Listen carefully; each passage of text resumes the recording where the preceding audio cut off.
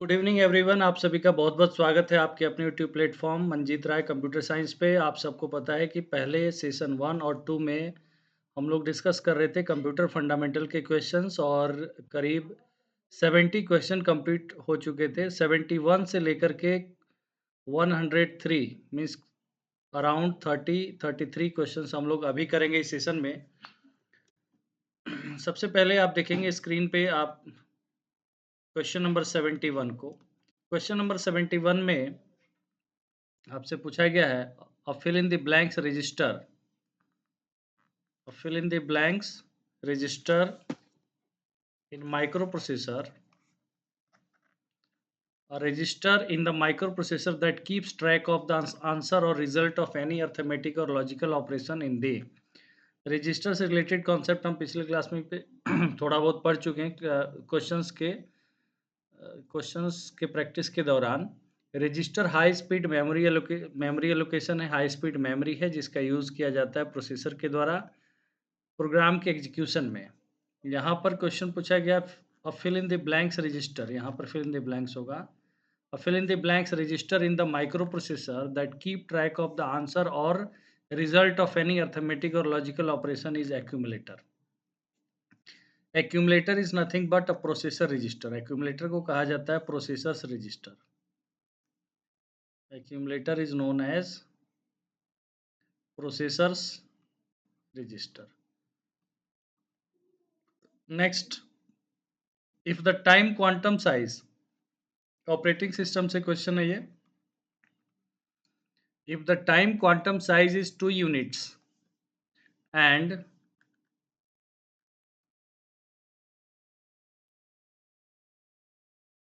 time quantum size is 2 units of and there is only one job of 14 time unit in a ready queue, the round robin scheduling algorithm will cause fill in the blanks connected switches। Question को ध्यान से समझिएगा। यहाँ पूछा गया है कि अगर टाइम क्वांटम का साइज है 2 यूनिट, ठीक है, और एक जॉब है जिसको 14 यूनिट का टाइम चाहिए, 14 time unit is required. Round robin scheduling क्या होता है? Time slice is given to processes. एक टाइम क्वांटम दिया जाता है, अगर वो प्रोसेस कंप्लीट हो गया तो ठीक, नहीं तो फिर दूसरे राउंड में क्या होता है, उसको उतना टाइम एलोकेट किया जाता है। तो यहाँ पर देखेंगे कनेक्टिंग स्विच की बात है, तो सबसे पहले इसको कैसे हम कैलकुलेट करेंगे। नॉर्मली आप क्या दिमाग लगाओगे, बहुत सारे लोग जो कॉन्सेप्ट नहीं जानते हैं वो कहेंगे कि 14 है तो 7 हो जाएगा, ऐसा नहीं है। 2 यूनिट अगर एग्जीक्यूट कर गया कोई भी प्रोसेस, तो उसके बाद उसको क्या चाहिए, 2 यूनिट और चाहिए, ठीक। कर्सर में थोड़ा सा इशू है तो आप लोग देखिएगा, मैं कहीं भी जहाँ पे काम कर रहा हूँ वहाँ लिख रहा हूँ। 2 यूनिट्स है, उसके बाद फिर 2 यूनिट एग्जीक्यूट होगा, फिर 2 यूनिट, फिर 2 यूनिट, फिर 2 यूनिट, इस तरीके से फिर 2 यूनिट, 1 2 3 4 5, फिर 2 यूनिट 6, तो यहाँ पर 6 होगा आंसर। आई होप आप लोग समझ पाए होंगे। मैं दोबारा बता देता हूँ, जैसे 14 टाइम यूनिट इज रिक्वायर्ड और टी 2 यूनिट का टाइम क्वांटम है, तो 2 यूनिट एग्जीक्यूशन के बाद एक कनेक्टिंग स्विच काम करेगा वहाँ पे, फिर 2 यूनिट के बाद एक, फिर इस तरीके से 6 यहाँ पर आपसे पूछा गया है caused 6 connected switches. Next question है, आपसे पूछा गया है किससे related, concurrency control. Question number 73। Concurrency control in RDBMS is important for which of the following reasons? To ensure data integrity when reads occur to the database in a multi-user environment, to ensure data integrity when updates occur to the database in a single user environment। सबसे पहले ध्यान रखेंगे RDBMS होता क्या है, relational database management system. यहाँ third option क्या है, to ensure data integrity when updates occur to the database in a multi user environment, to ensure data integrity when reads occur to the database in a single user environment. सबसे पहले RDBMS क्या है, relational database management system. Relation का मतलब होता है DBMS में table. Table means data को ऑर्गेनाइज्ड मैनर में स्टोर करने के लिए डेटा स्टोर कैसे होगा? रो एंड कॉलम के फॉर्म में। तो table is consist of row and column, उसी को कहा जाता है relation. And there are multiple tables are used. DBMS क्या करता है? ह्यूज अमाउंट ऑफ डेटा को स्टोर करता है, और वो भी एक मीनिंगफुल तरीके से, सो दैट डेटा को अगर आपको अपडेट करना है, मीन्स डेटा को एक्सेस करना है, डेटा रीड राइट ऑपरेशन करना है, it becomes very easy in a multi user environment. Multi user means जैसे सर्वर पर डेटा होता है, एक बैंक का एक सर्वर है, मल्टीपल एटीएम से पैसे विड्रॉ होता है, लेकिन वो अपडेट होता है, और फिर डेटा का करेक्टनेस बना रहता है। डेटा को कोई मीन्स कह सकते हैं कि डेटा की कंसिस्टेंसी को या डेटा के करेक्टनेस को कोई हार्म नहीं करता, जिसे हम डेटा इंटीग्रिटी कहते हैं। तो यहाँ पर ध्यान रखेंगे, concurrency control in RDBMS is important for which of the following reason? To ensure data integrity when updates occur to the database in a multi-user environment। ठीक है, तो आंसर हो जाएगा इस क्वेश्चन का ऑप्शन 3। ठीक है, आई होप समझ गए होंगे आप लोग। नेक्स्ट क्वेश्चन है, the kernel keep track of the state of each executing program. State means what?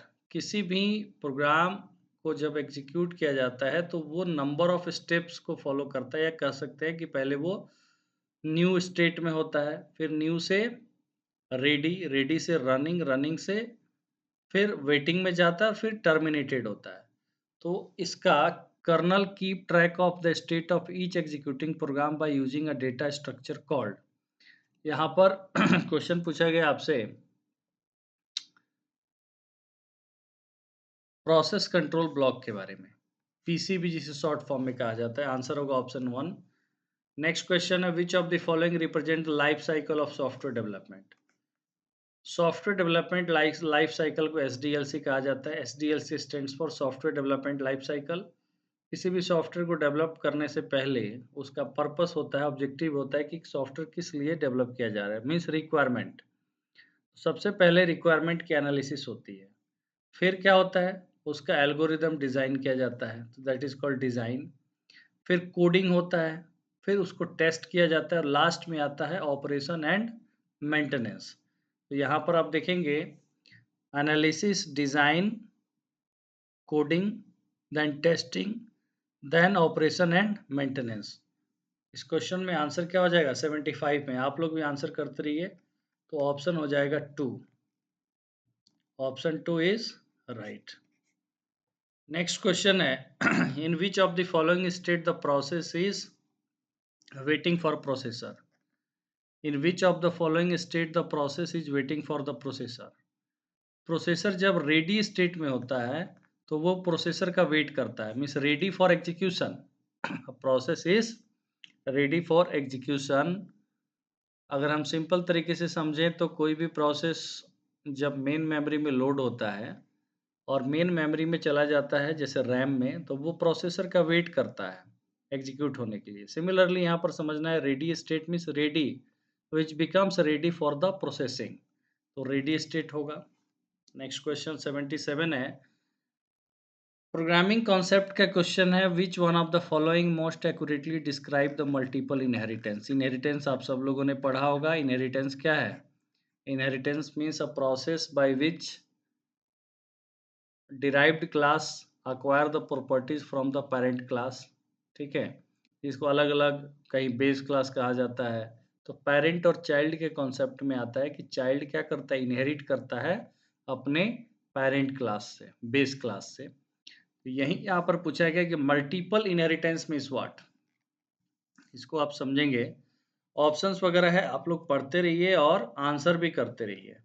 देखिए, मल्टीपल इनहेरिटेंस का मतलब हो गया कि सपोज दो क्लास है, क्लास ए और बी, और एक थर्ड क्लास है सी। तो यहाँ पर ए और बी क्या है, बेस क्लास है, और सी क्या है, चाइल्ड क्लास। ठीक है, डिराइव्ड क्लास। तो अगर ए अक्वायर कर रहा है इसके प्रॉपर्टी को, मतलब सी एक्वायर कर रहा है ए की प्रॉपर्टी को भी और साथ में बी के प्रॉपर्टी को भी, तो इसको कहेंगे मल्टीपल इनहेरिटेंस। एक बात ध्यान रखिए, मल्टीपल और मल्टी लेवल में कन्फ्यूजन होता है। देखिए मल्टी लेवल हो गया कि ए एक क्लास है, फिर बी एक क्लास है और फिर सी एक क्लास है। तो ये हो गया मल्टी लेवल यहाँ क्रिएट हो रहा है, ठीक है? बट यहाँ पर ऐसा नहीं है, 2 क्लास है ए और बी और सी क्या है? मीन्स एक डिराइव्ड क्लास के पास 2 बेस क्लास है, तो मल्टीपल इनहेरिटेंस हो गया। तो यहाँ ऑप्शन आप चेक करिए क्या है? When two classes inherit from each other, no. When a base class has two or more derived class, ये भी नहीं. When a child class has two or more parent class, option 4. Answer क्या हो जाएगा? Option 4. Question number 78 है, an entity set that does not have sufficient attributes to form a key is termed as. अब देखिए इस question में DBMS का question है, सबसे पहले अगर टर्म्स आप भूल गए होंगे तो क्वेश्चन नहीं बनेगा। जैसे सबसे पहली बात, एंटिटी क्या है? एनीथिंग, कोई भी ऐसा चीज़ जिसके बारे में डेटा स्टोर किया जाता है वो एंटिटी है। सपोज एक स्कूल के लिए जो स्कूल में बच्चे पढ़ते हैं स्टूडेंट्स, वो एक एंटिटी हुआ। सिमिलरली हॉस्पिटल में एक पेशेंट एंटिटी हुआ। बैंक में एक कस्टमर क्या एंटिटी? एंटिटी मीन्स जिसके पास कुछ डेटा है और जिसको स्टोर करने की ज़रूरत है। तो entity set that does not have sufficient attributes to form a key is termed as, means a entity जिसके एट्रीब्यूट्स का मतलब होता है properties which define an entity. जैसे जैसे स्टूडेंट है, स्टूडेंट में student, roll number, name, address, ये सब क्या है? स्टूडेंट का रोल नंबर, नेम, एड्रेस, ये सब क्या है? एट्रीब्यूट्स है। जो स्टूडेंट एक एंटिटी है जिसको डिफाइन कर रहा है और जिसके बारे में डेटा हम स्टोर कर रहे हैं टेबल्स में। अब यहाँ पर एक बात समझना है, सपोज एक ऐसा एंटिटी जिसके पास कोई की फॉर्म करने के लिए कोई एट्रीब्यूट नहीं। यहाँ तो रोल नंबर है, रोल नंबर यूनिक है, एक प्राइमरी की हो सकता है।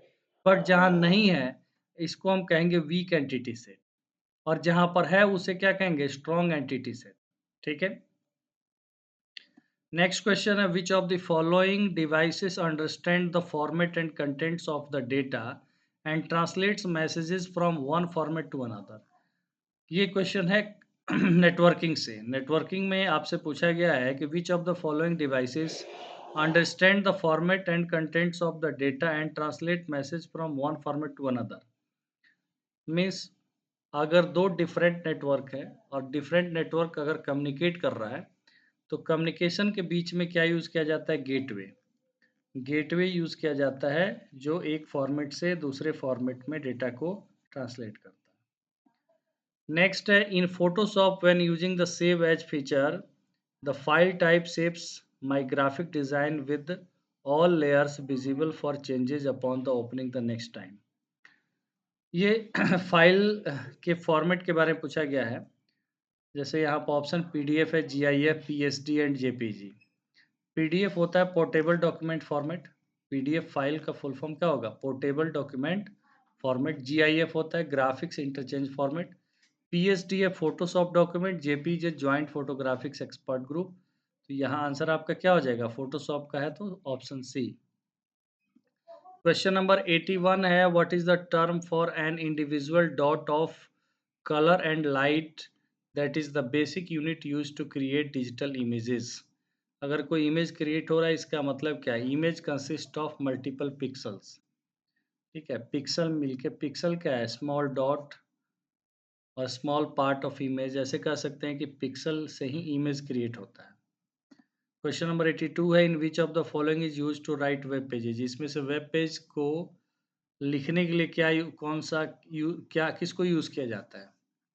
पहला ऑप्शन यूआरएल, फिर एचटीएमएल, एचटीटीपी, एफटीपी। इजीली आप आइडेंटिफाई कर पाएंगे। यूआरएल तो वेब पेज के एड्रेस को कहा जाता है, uniform resource locator. http www.bpsc.bih.nic.in। यहाँ पर HTML क्या है? Hypertext markup language. हमेशा याद रखेंगे वेबसाइट के लिए क्या यूज होता है? Markup language. बहुत इजी क्वेश्चन है। तो ऑप्शन क्या हो जाएगा आंसर? ऑप्शन 2। नीचे है तो प्रोटोकॉल है HTTP hyper text transfer protocol और एफटीपी है file transfer protocol. To send data message to and from computers, the network software puts the message information in a option है NIC packet trailer header. Answer क्या हो जाएगा? Answer होगा packet. Answer क्या हो जाएगा? Packet. Small piece of data और data networks यहाँ पूछा गया to send data message to and from computers the network software put the message information in a packet. Next है in a network with 25 computers which topology would require the most extensive cabling. यहाँ पूछा गया कि एक ऐसा network है जिसमें 25 computer है और 25 कंप्यूटर को कनेक्ट करने के लिए सबसे ज़्यादा केबलिंग की ज़रूरत किस टोपोलॉजी में होगी। देखिए यहाँ पर बस टोपोलॉजी है तो बस में ज़्यादा केबलिंग की ज़रूरत नहीं होती है, वो पता है आपको। जैसे सिस्टम को ऐसे कनेक्ट कर दिया एक लाइन में, ठीक है, इसमें ज़्यादा केबलिंग की ज़रूरत नहीं है।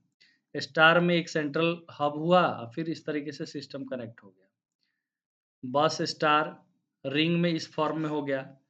अब यहाँ पर देखेंगे मेश। मेश में क्या होता है कि जैसे एक सिस्टम यहाँ पर है, एक सिस्टम यहाँ है, एक सिस्टम यहाँ, एक सिस्टम यहाँ है। ये भी इससे कनेक्ट होगा, ये भी इससे कनेक्ट होगा, ये इससे भी कनेक्ट होगा, ये इससे भी कनेक्ट होगा, फिर ये इससे भी कनेक्ट होगा, ये इससे भी। तो मोस्ट एक्सटेंसिव केबलिंग यूज होता है किसमें? मेश टोपोलॉजी में। नेक्स्ट क्वेश्चन है IP is responsible for communication. देखिए यहाँ पर पूछा गया आईपी मतलब internet protocol. IP means what? Internet protocol is responsible for fill in the blanks communication, whereas TCP is responsible for fill in the blanks communication. TCP transmission control protocol.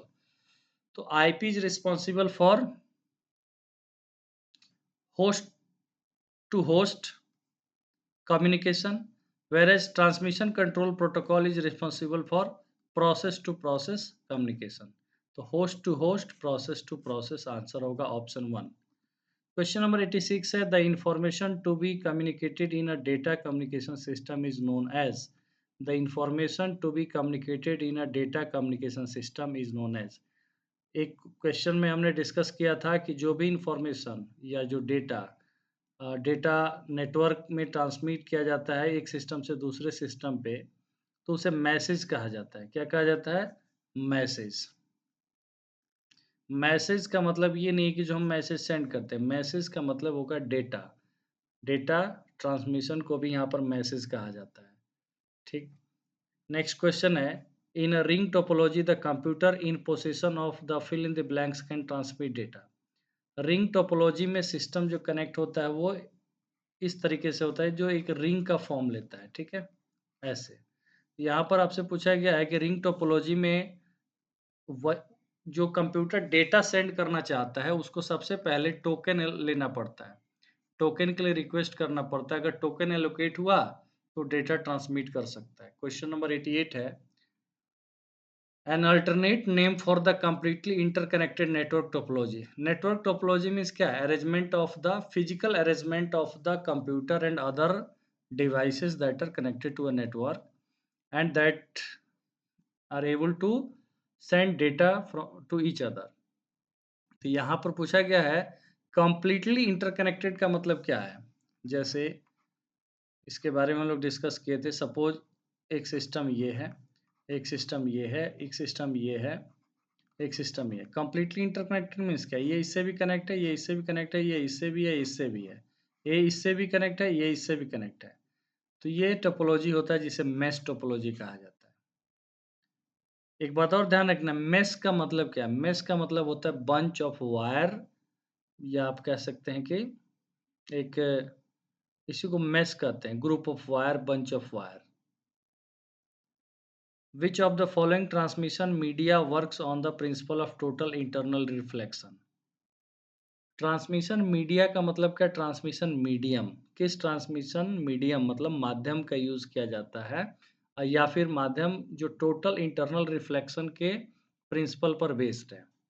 Optical fibre है cable option में, shielded twisted pair cable STP जिसे कहा जाता है, और UTP होता है unshielded twisted pair cable, coxal cable. यहाँ पर देखेंगे ऑप्टिकल फाइबर केबल जो होता है उसमें लाइट होता है और ग्लास होता है, ठीक है? और उसके हेल्प से इंटरनल रिफ्लेक्शन का प्रिंसिपल वहाँ यूज़ होता है जिसके हेल्प से डेटा ट्रांसमिशन होता है, इसलिए स्पीड इसका क्या होता है?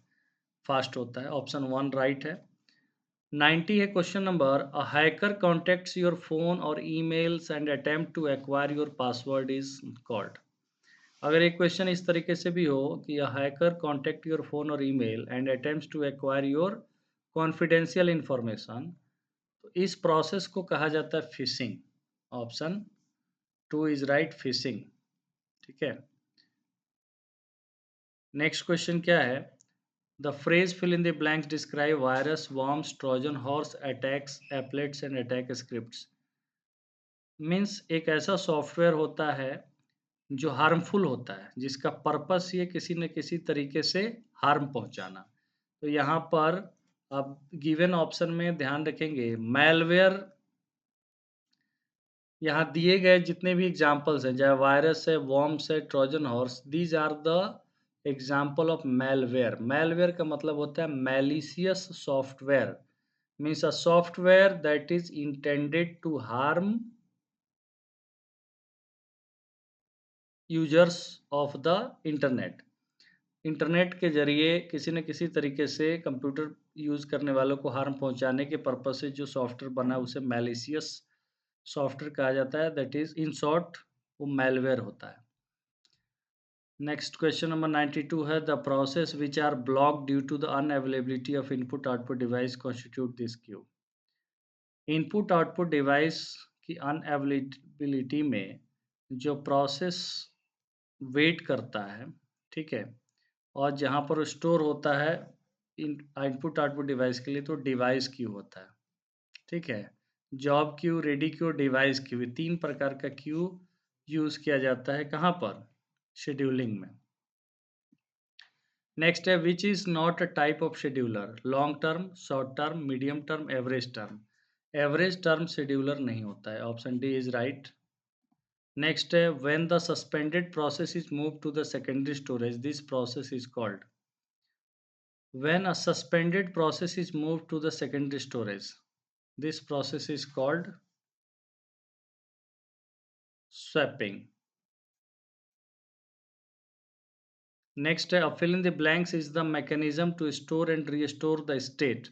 एक बात और मैं बता दूं कि ये क्वेश्चन जो है कंप्यूटर फंडामेंटल है, अलग अलग टॉपिक से अलग अलग पार्ट से लिया गया है। जैसे कुछ क्वेश्चन आपका नेटवर्क से आ रहा है, कुछ क्वेश्चन ऑपरेटिंग सिस्टम का आ रहा है, बहुत सारे क्वेश्चन आपसे बनना चाहिए, ठीक है? बहुत सारे क्वेश्चन से आप फैमिलियर भी होंगे। तो ये इसलिए कराया जा रहा है कि आपका जो बेसिक बिल्डिंग ब्लॉक हो वो तैयार अच्छे से हो। बहुत सारा क्वेश्चन होता है बेसिक है बट आप प्रैक्टिस नहीं किए होते हैं, वो आपसे बनता नहीं है। आप में से बहुत सारे लोग एस्टेट का तैयारी कर रहे हैं, बीपीएससी को टारगेट कर रहे हैं। देखिए सिलेबस, टॉपिक्स ये सारा चीज़ जो है सेम है। बस आप प्रिपरेशन करते रहिए और जो भी कंटेंट आप पढ़ रहे हैं आपको पता है कि ये सारी चीज़ कंपाइल्ड है और एग्ज़ैक्टली फिट भी बैठा है कई एग्ज़ाम्स में, बीपीएससी में, एस्टेट के एग्ज़ाम्स में। और साथ में अभी आगे हम लोग बहुत सारे टॉपिक्स को और उससे रिलेटेड इम्पोर्टेंट क्वेश्चंस को करते रहेंगे। Fill in the blanks is the mechanism to store and restore the state. Answer क्या होगा? ऑप्शन है PCB, program counter, scheduling, information context switch. Mechanism to store and restore the state. Fill in the blanks is the mechanism to store and restore the state. यहाँ पर use किया जाता है process control block, ठीक है? Process control block is a mechanism to store and restore the state. Option 1 is right. Next question है which of the following is not an important function of an operating system? Operating system play a pivotal role in the system. Operating system के बिना user management से लेके functions को समझना है operating system का, memory management हो, file management हो, प्रोसेसर मैनेजमेंट हो, यूज़र मैनेजमेंट हो, डिवाइस मैनेजमेंट हो, all are the functions of operating system. But virus protection आप जानते हैं कि ऑपरेटिंग सिस्टम वायरस से प्रोटेक्ट नहीं करता किसी भी सिस्टम को। तो वायरस प्रोटेक्शन के लिए हम एंटीवायरस यूज़ करते हैं, ठीक? तो यहाँ पर वायरस प्रोटेक्शन जो है वो not a function of operating system. Question number 97 है fill in the blanks is when multiple jobs are executed by the CPU simultaneously by switching between them. Multiple jobs are executed by the CPU simultaneously by switching between them।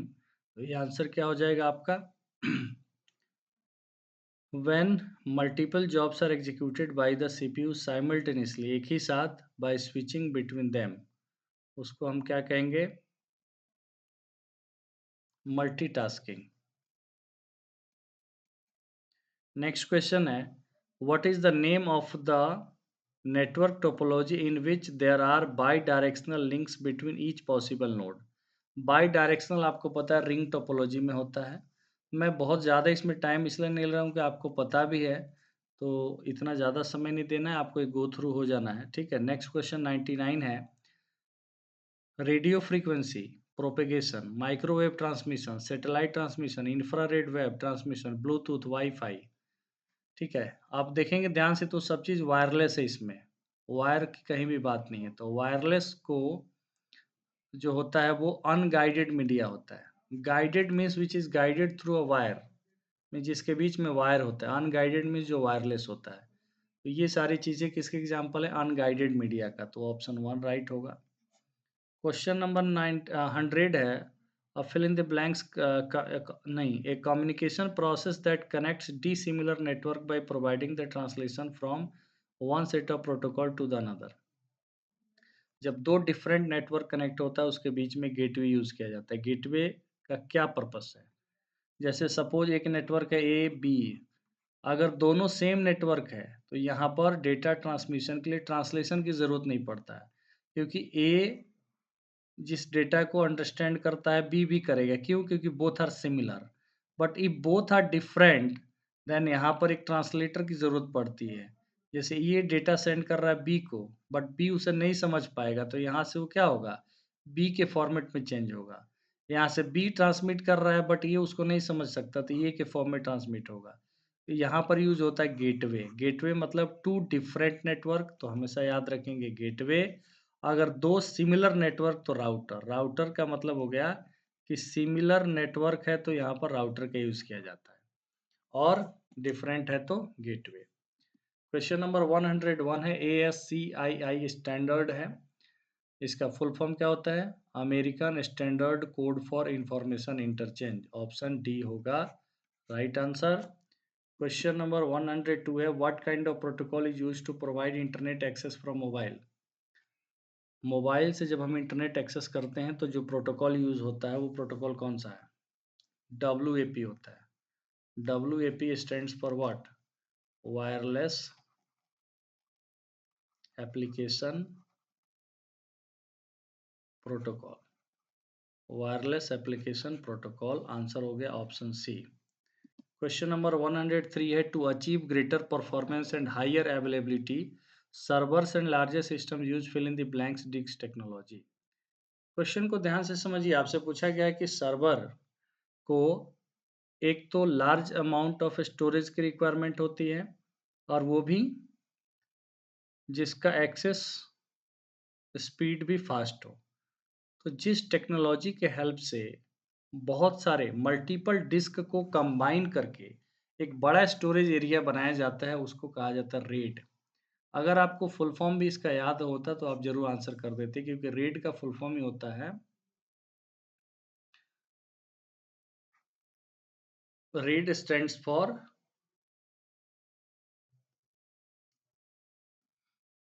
Redundant array of independent disk, ठीक है। Redundant array of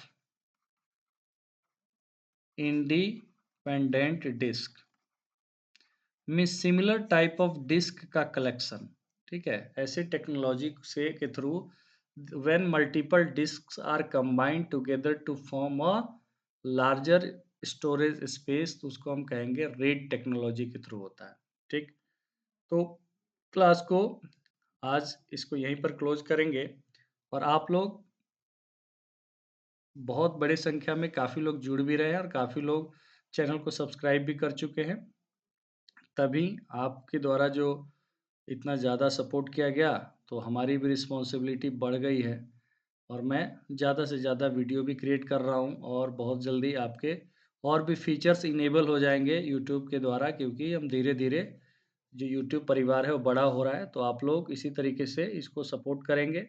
ज़्यादा से ज़्यादा study related groups में इसके link को share करेंगे so that कि बहुत सारे लोग जो मुझे फॉलो करते थे टीआरई 1, 2 के दौरान जो जिनका नहीं हो पाए किसी कारणवश, अधिकांश लोगों का हो भी गया। और आने वाले दिनों में जितने लोग प्रिपरेशन कर रहे हैं, चाहे वो एसटीईटी को, बीपीएससी कंप्यूटर साइंस को या आने वाले दिनों में 6 टू 8 में जो वैकेंसी है, वो उसको टारगेट कर रहे हैं, तो वो सब लोग अपनी प्रिपरेशन कर पाएँगे और इनसे इस वीडियो से, इस कंटेंट से उनको हेल्प मिलेगा। तो मेरा जो है इतना मेहनत, जो मैं इतना कंटेंट आपको क्रिएट कर रहा हूँ, बता रहा हूँ, वीडियोज़ अपलोड कर रहा हूँ, इसका फ़ायदा ज़्यादा से ज़्यादा लोग लें, ये मेरा इंटेंशन है। और इसलिए इसको ज़्यादा से ज़्यादा शेयर करिए और सब्सक्राइब ज़रूर कर दीजिए चैनल को। वीडियोज़ को लाइक कीजिए सो दैट इसका विजिबिलिटी बढ़े, ज़्यादा से ज़्यादा लोग इसके साथ जुड़ पाएँ। So thank you so much for today. मिलते हैं फिर अगले सेशन में। कंप्यूटर फंडामेंटल के बाद हम टॉपिक वाइज़ कुछ इम्पोर्टेंट कॉन्सेप्ट्स को भी पढ़ना शुरू करेंगे और फिर उसके बेस पे क्वेश्चंस को भी करना शुरू करेंगे। ओके?